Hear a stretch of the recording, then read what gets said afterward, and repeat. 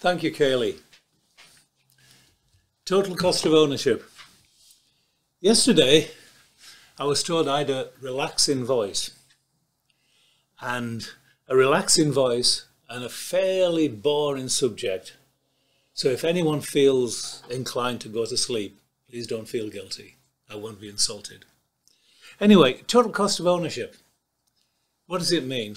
Well, it took me a long time in my career in manufacturing to really understand the total cost of ownership. My generation was brought up to believe that we succeed in spite of the vendor. We need to get the best price at whatever it takes. Chainsaw Al Dunlop was our guiding star. Those of you who remember Chainsaw Al, there's a great quote from Time magazine. Al Dunlop, also known as Chainsaw, now retired, spent his career hopping from one corporate boardroom to another, applying a myopic obsession with the company's financials at the expense of absolutely everything else. Well, we believed in Al, but of course it was rather myopic. So let's talk a little bit about the total cost of ownership. And I say don't fool yourself, because it's very difficult to really get to grips with the total cost of ownership in anything, whether it's an ERP system or whether it's buying services or whether it's buying products. We've still got to think about total cost of ownership. So, poor forecasting. Poor forecasting will send up the total cost of ownership. Buying more than we need. Inaccuracy leading to a huge inventory investment. Supply chain planning is largely based upon a 60-year-old paradigm that involves forecasting demand, one way or another, generally deterministic, and then propagating the data back up the supply chain, based upon the MRP, of course. Creating an accurate plan for the supply chain, which could then be executed. The problem, uncertainty and associated inaccuracy. Expediting. Those of you who are in industry know the problem of expediting. The only good expediter I ever knew was a gentleman who had very grey hair, and in the end he had a heart attack. Well, he was in hospital and he met a wonderful Greek lady and he married her, and now I believe he's sitting in Mykonos drinking ouzo and watching the sun come down. So expediting does occasionally have a premium, a return. So anyway, expediting, panic buying, this sort of thing. So changing the supply chain paradigm from deterministic to resilient is perhaps one way to go. Modeling and simulating the supply chain to take in account the total cost of ownership. So why is it complex? What's the problem?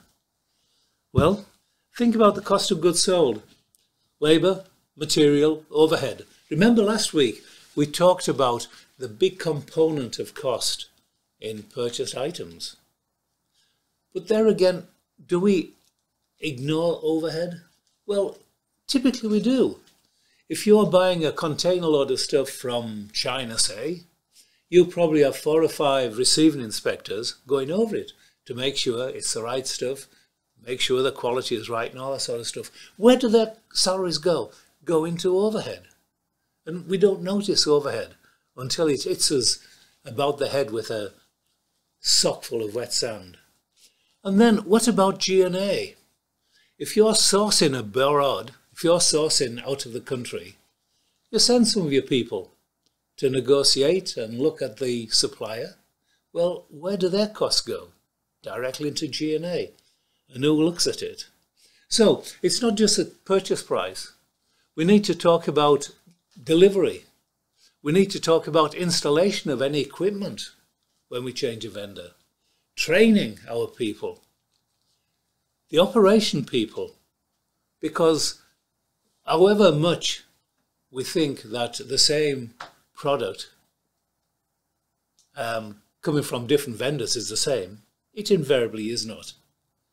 And of course, if we provide tooling, somebody's got to maintain that tooling. Who does the tooling belong to? Who maintains it? And then think of the environmental issues: water, energy, fuel use. And then health and safety, of course. We want to make sure that our factories are safer than the average World War II battlefield.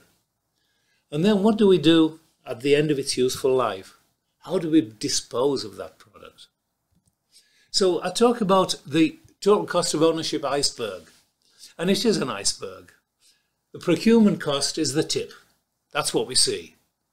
And perhaps if we do some purchase variance reporting, it comes out like a sore thumb, doesn't it? But underneath the sea, the 2/3 of the iceberg, well, purchasing negotiations. Who does that? Particularly overseas. And then the management costs. Who does that? How do we manage the overseas vendor? Spare parts management. How do we do that? Investment and fixed capital. And then maintenance, storage and repairs of product. So there's a whole lot of factors in that iceberg which we really do not see. And if we don't see them, what happens? Well, this is what happens if you don't watch out for the icebergs.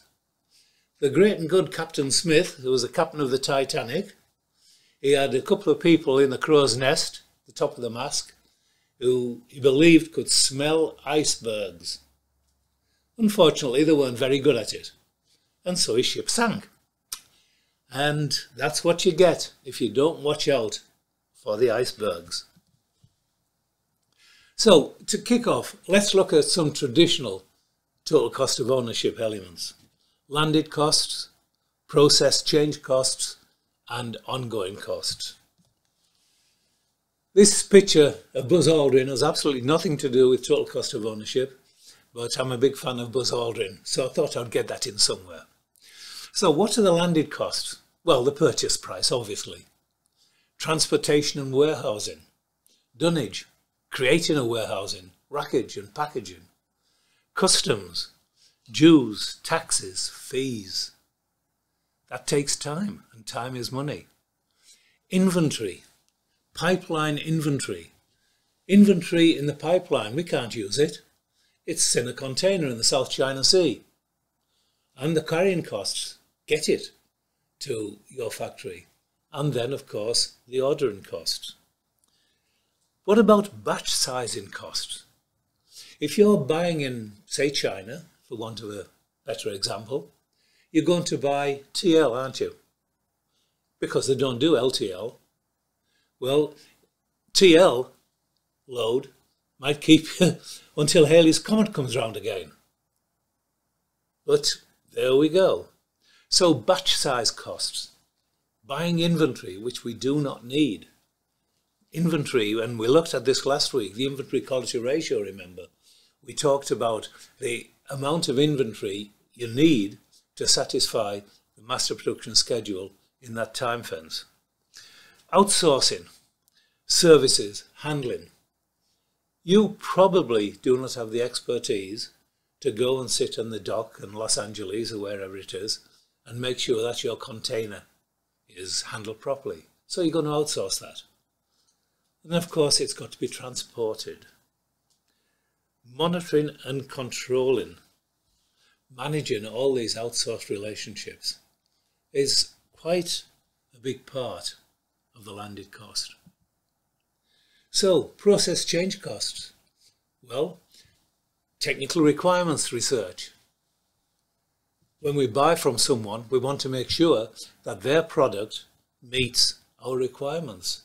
We can assemble it into our products. And what about legal reviews? In the United States, we talk about the Uniform Commercial Code. The advantage of the UCC is that we get a degree of certainty in the business relationship. This allows growth, actually, if you're certain about how your vendors are going to react to you. But, and it's a big but, the UCC is not a global thing. So you've got to think about the legality of where you buy stuff. And we'll talk about this a little bit later in a moment. The implementation setup, integrating the supplier into your system, particularly, and the next bullet point is tooling. Who owns it? Who maintains it? What about any production ramp-up, training, process changes for parts that you've bought which are not quite what they used to be? And then, of course, transition, the inventory build-up. These are all incidents that we've got to think about when we change our processes or change our vendors. Ongoing costs, life cycle costs, quality, durability, maintainability. How do we know we're getting a quality product if it's coming from the other side of the world? Because we have inspectors. And if the inspectors find problems, because remember, inspection is after the fact. Inspection doesn't solve anything. It just makes sure that bad stuff doesn't get into your system most of the time. So that's all cost. Maintenance and repair operations of your tooling. Quality defects, repairs, reworks, warranties. So if your product goes down because of a product sourced on the other side of the world, what about the warranty?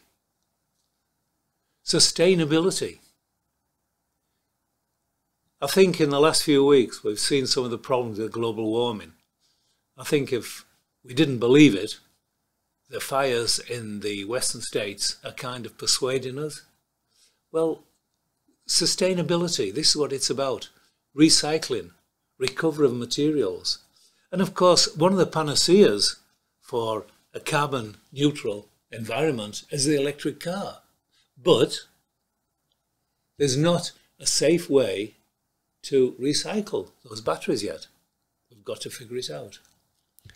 The reputation, customer loyalty versus lost customers. How many times are the customers going to return to you if you keep saying, oh, I'm sorry, we didn't get the delivery, but we'll be with you soon? Customer loyalty, and we're going to talk a lot more about that in a few moments. And then, of course, the cost of reverse logistics. If your customer has to send something back and you have to send something back, what do you do with it? Typically, if it's going to the other side of the world, you just throw it in the trash because it's too costly to return. So, change and decay in all around IC. Good old Immanuel Kant said, the only permanent thing is change, and he was right. In a universe that's changing, the only thing we can rely on is change. So, this is very, very true of a procurement process. And it directly impacts the total cost of ownership. And without harping on to something, what about geopolitics? We're going to talk a little bit later about a report from the National Intelligence Council, which talks about the competition, for instance, between the United States and China. Tariffs. Harley-Davidson got a bit of a problem in Germany. Apparently, Germany is the biggest market for Harley-Davidson outside the United States. But they're putting tariffs on Harley-Davidson being brought into the United States in response to American tariffs. Trade fluctuations. If we look at the GDP in just the OECD countries over the COVID crisis, this has fluctuated tremendously. Unbelievable fluctuations. Shift in costs and capacity. Cost change. You know, at the moment, some of my clients are concerned about the shortage of steel, for goodness sake. Cannot get steel. And of course, we do know when we think about capacity, we're talking about people. We cannot get people. It's a big problem. Train people. And this all links into the global pandemic, of course. When is this going to stop? You know, Dr. Fauci reckons spring. So have we got to put up with it for another 6 months, 9 months, whatever? Okay, so in the 80s, of course, single sourcing became the paradigm. Single sourcing from the lowest cost producer. But this can introduce a significant degree of risks. Organizations learned the hard way that single source from the lowest cost producer introduces some really crippling risks, especially hurtful when that strategy is used without a backup to allow for exchange of other suppliers or, more important, geographies. Evaluating low-cost countries, we're going to talk more about this in a moment. But what is a low-cost country? Well, it used to be based upon labour, materials, logistics, inventory, payment terms, all that sort of stuff were ignored. Low-cost countries is not the same as best-cost countries. The best low-cost country is the one just down the road. And if you buy locally or domestically, what are you doing? Well, you're supporting the community. You're allowing job retention. You're training and creating a resilient workforce, reducing reliance upon deterministic forecasting. A local company will react to changes far faster than a company on the other side of the world. Protection of intellectual property should be the forefront of supply channel executives. How do we know if we sole source in somewhere which does not recognize the requirements of the universal commercial code, like trust?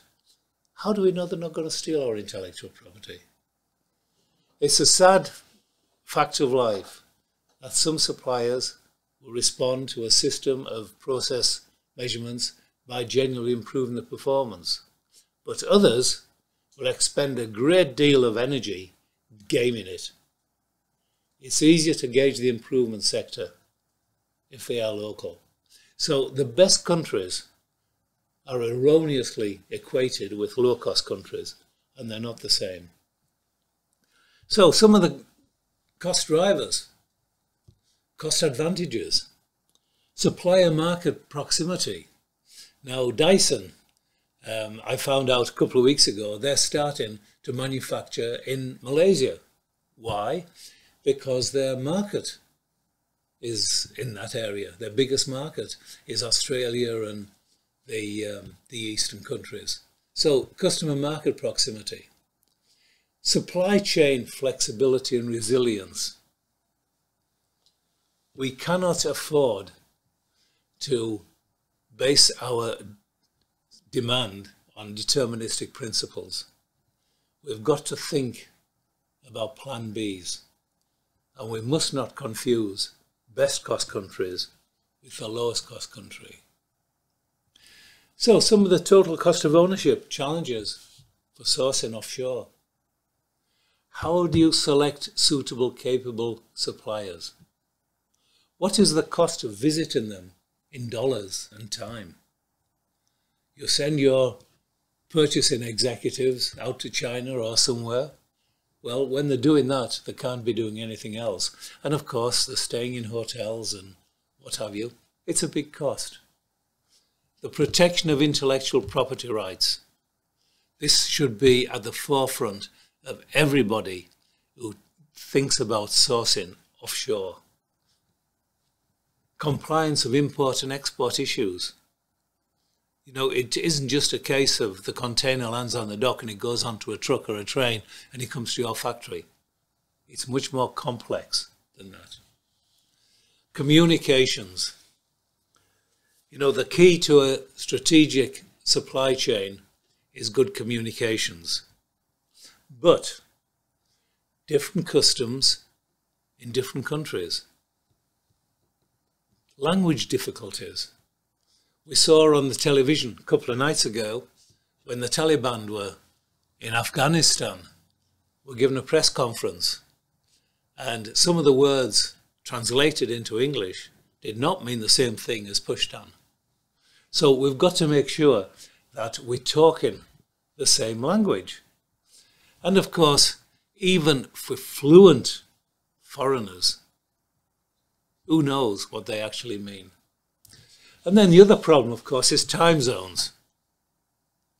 Do you want your purchasing people to have meetings at 3 o'clock in the morning with the suppliers in China because of the time zones? So it's a lot easier if all your suppliers are in the same time zone. And of course, harping on to the problem of batch sizes. You may only need 3, but you have to buy a container load. And what do you do with that? Well, it's a wee bit of a problem, isn't it? Does it sit there and can it be used over time? Well, possibly. But what about engineering change? What about damage in the stores? What about pilfering? What about put somewhere and you cannot find it?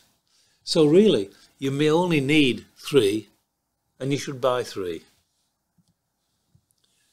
This is a very important report published by the National Intelligence Council, and I urge everyone to get hold of it, particularly if you source overseas.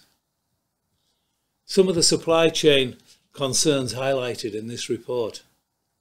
Supply chain fracturing, breaking the supply chain.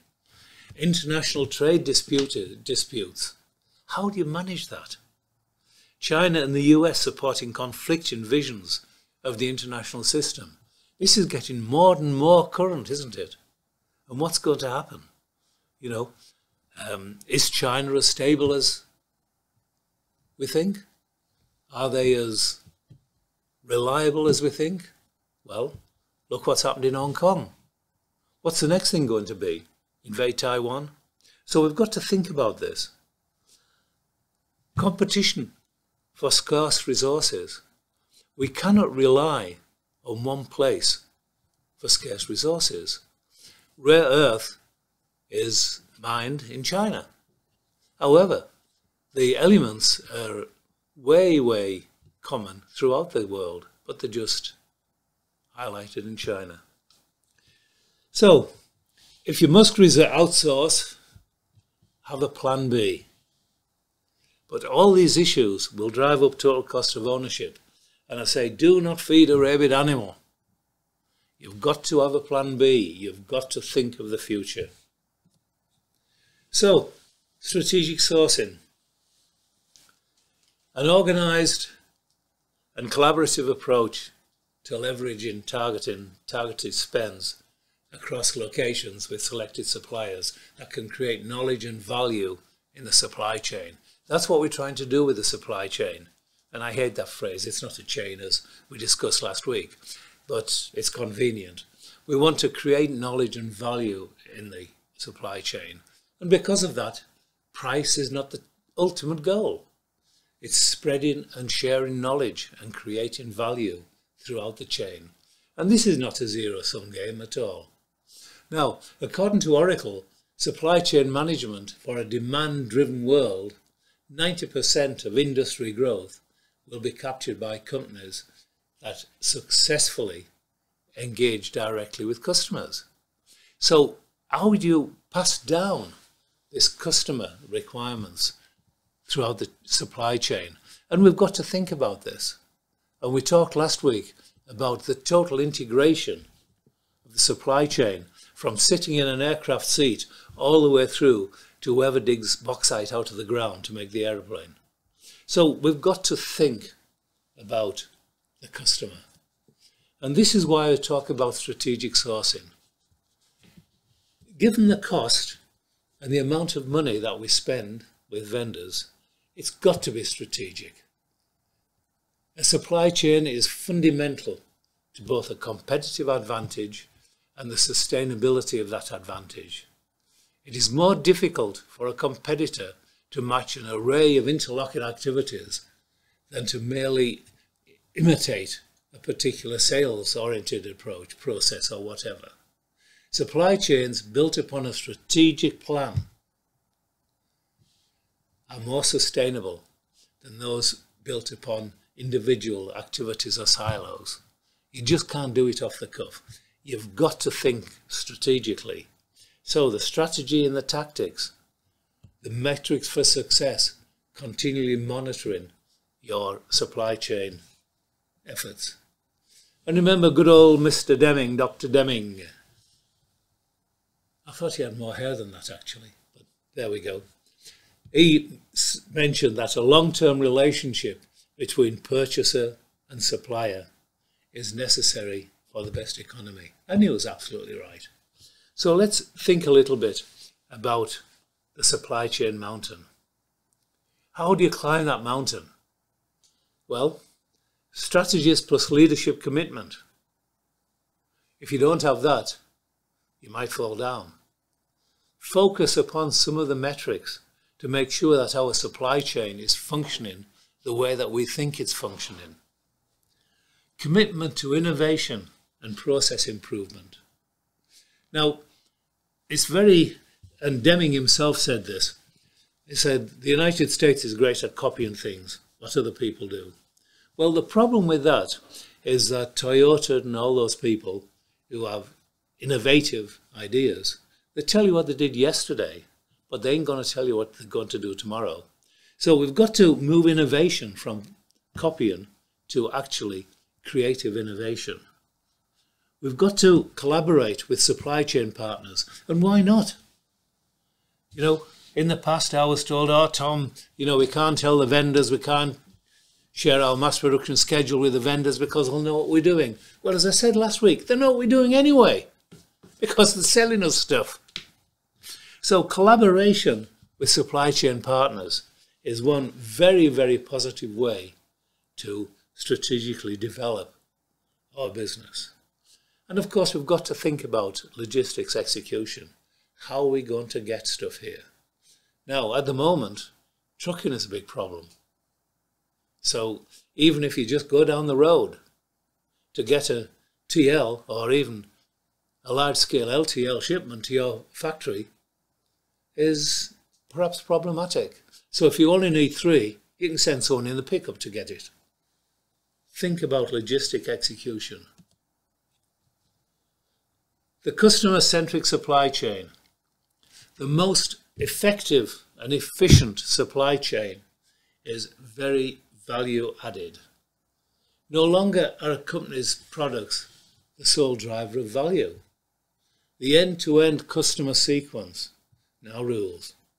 To deliver that experience, a business must be able to understand its customers, anticipate their needs, figure out where your product is. You think of the 4 quadrants. The problem child, the rising star, the dog, the cash cow and the dog. Where are your products in those quadrants? And what are the customer perception? What are the customer needs in the future? Particularly if you're in the cash cow quadrant, you really don't want your product to decline into the dog quadrant. So you want to think about what the customer needs, and we've got to tailor our supply chain to meet the customer needs. And remember, reverse logistics. Always a cost adder. Reworking product. Well, why don't we just throw it away? The fallacy of previous investment is a bit of an issue. And we always come across this, particularly if we don't have financial people involved in the material review board. So, changing the paradigm. This is a lovely story told to me by one of our brilliant sales guys. You get a collection of monkeys and you put a pile of bananas on the top of a ladder. And when one monkey goes up to the ladder, it gets an electric shock. And every time a monkey goes to the ladder, they get an electric shock. And eventually, none of the monkeys go near the ladder. And then what they do, they change some of the monkeys round. But of course, the paradigm sticks. And none of the monkeys climb the ladder to get the bananas. So, we've got to change the paradigm. We've got to move from a deterministic approach to the supply chain to a more resilient approach. approach, a more thinking approach, rather than just blindly following products. How many of you have actually got ERP systems? And how many of those ERP systems have got a supplier relationship module which you use? It's fairly unique to find someone doing that. So we've got to change the paradigm. We've got to get away from the deterministic approach. And the other paradigm we've got to change is what I call the accounts payable cascade. What does this do? Well, our corporate policy is to pay in 60 days. So we tell our supplier, our corporate policy is to pay in 60 days.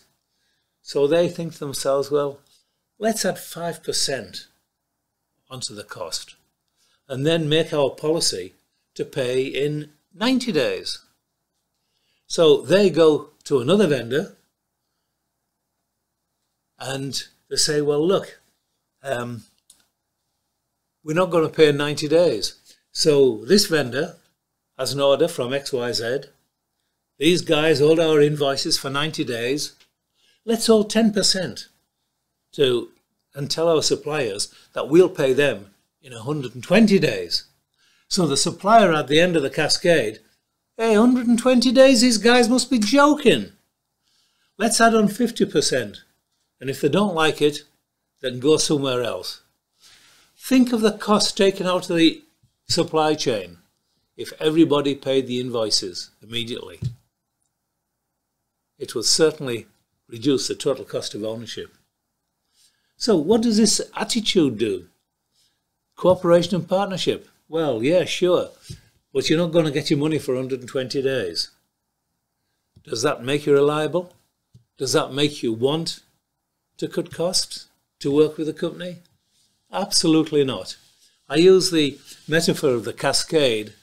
Jack Stack, in his brilliant book, The Great Game of Business, uses another metaphor which is not quite politically correct, so I won't talk about it. So I'll stick to the metaphor of the waterfall. So what are our key performance indicators?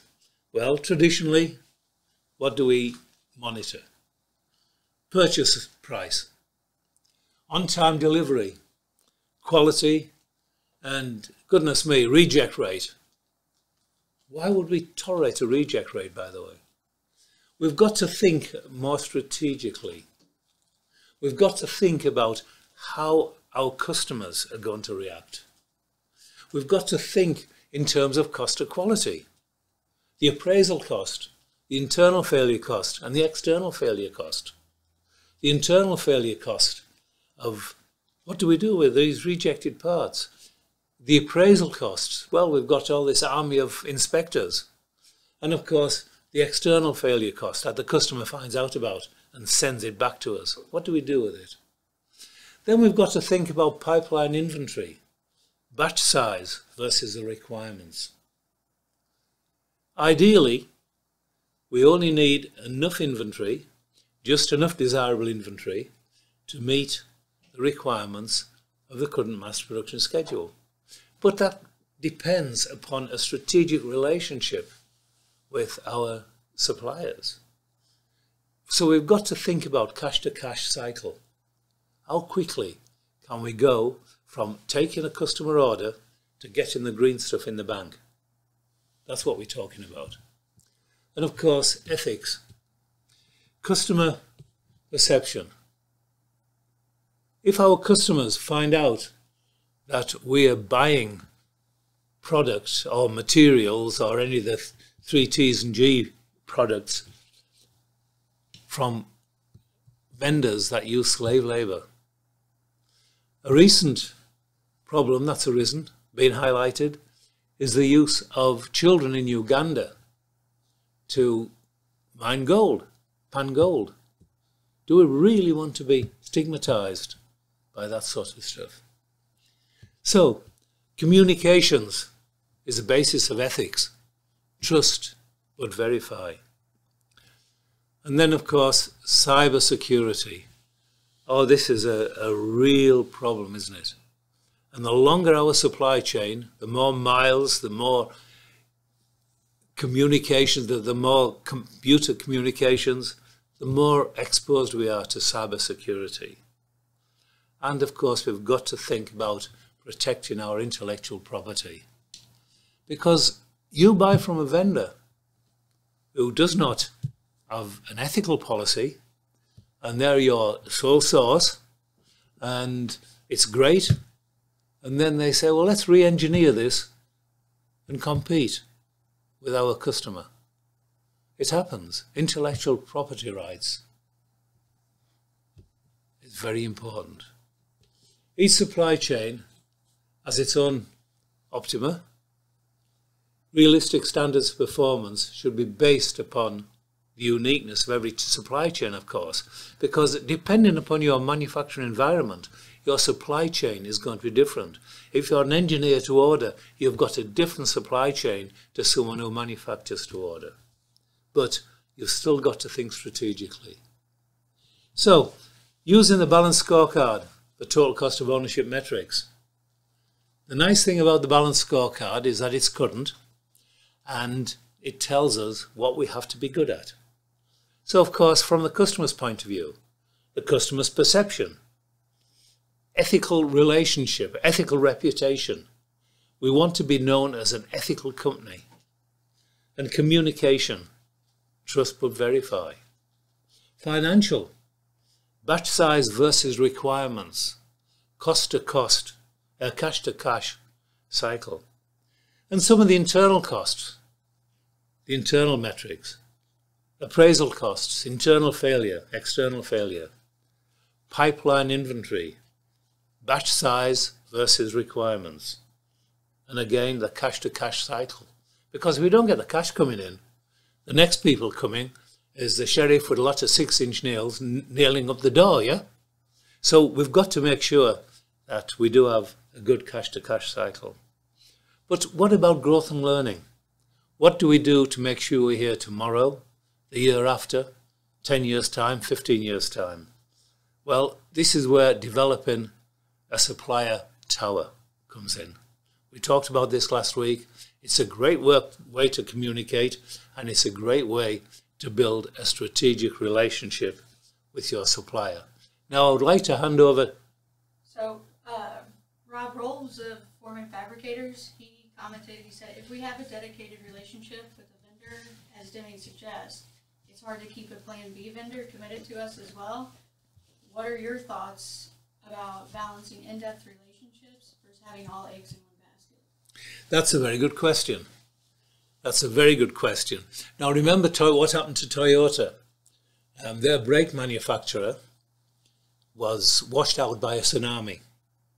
And it took them an awful long time for an alternative supplier to build up to meet their requirements. So, yeah, it is a big danger having all your eggs in one basket. So what you've got to do, well, you've got to work with this supplier, your sole source supplier. Before you give them all your business, you've got to make sure of a few things. They must have a disaster recovery plan. What happens to my parts if a tsunami washes your factory away? What happens to my parts if your people go on strike? What happens to my parts if you have a fire or something like that? So a disaster recovery plan is the first thing you should consider when you think of sole sourcing. And Missouri Enterprise can certainly help you doing that. The next thing to do is to make sure that nobody is going to raise any questions about this business.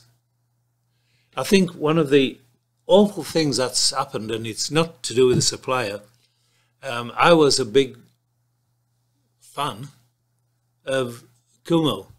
I thought the way he handled the COVID crisis in New York was absolutely great.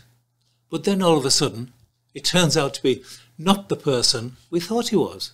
So we've got to make sure that our vendors, particularly if we send them all our business for a particular part or a particular product, are actually who they say they are and are not going to cheat us.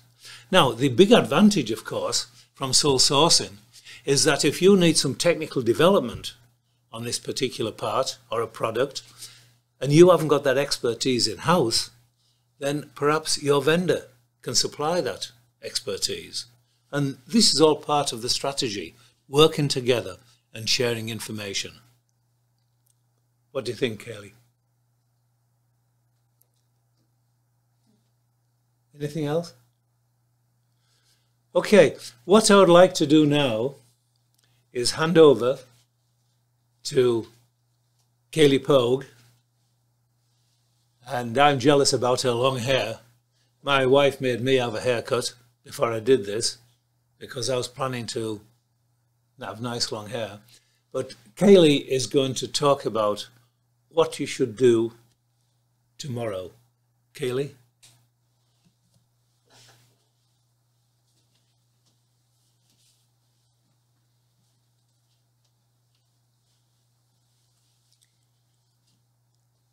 Hey, okay, so next steps, contact Missouri Enterprise, reach out to your ABM. We have a new supply chain handbook that we're working on getting published. It should be ready within the next week or so. We'd love to give you a copy. It's got a global supplier checklist in it, and several other tools that are meant for you all to use. And then also you'll find in there that there's additional information about a new product that we're excited. The launch is on September 1st. If you can sign on for that, we'd really love to have you.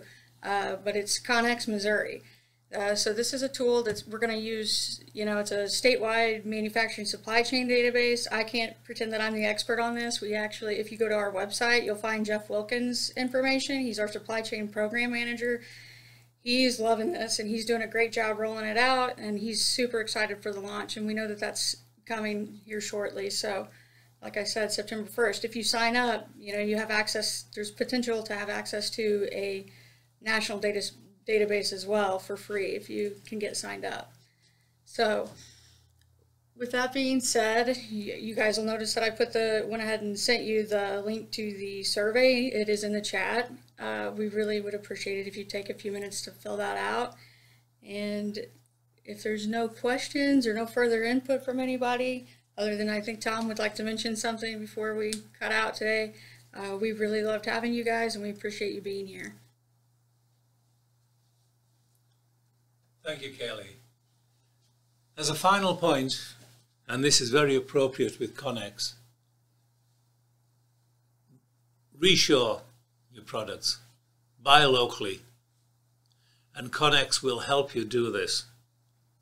And by buying locally, not only do you strengthen your supply chain and service your customers, but you also have a very positive impact upon your local society. Thank you very much, people, for listening to me.